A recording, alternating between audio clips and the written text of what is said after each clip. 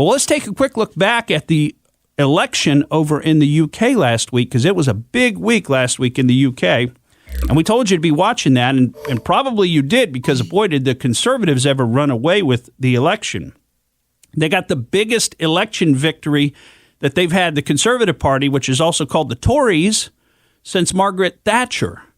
And Labour, which is the primary opposing party, the more left-wing party in Britain, is the Labour Party. They had the worst showing since 1935, almost 100 years.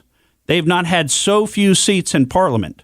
So the Conservatives picked up 47 seats. They'll now have 365 seats, which I think it's like 320-something is required for a majority, maybe 327, if I'm remembering correctly. Labour lost 59 seats. Think about that.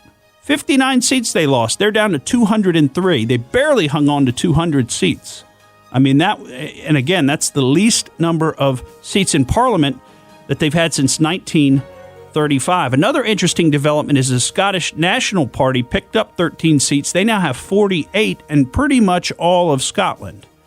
Now, how is that going to help Brexit? Well, I would say that, as Boris Johnson says, they're going to get Brexit done now. Brexit will be done, I would believe, at least the initial part of it, by January 31st. They've now got the majority votes.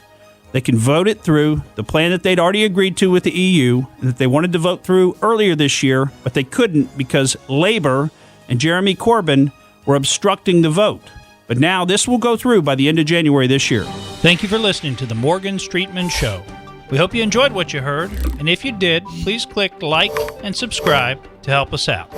And remember that we recommend that you exercise your brain at least once a week.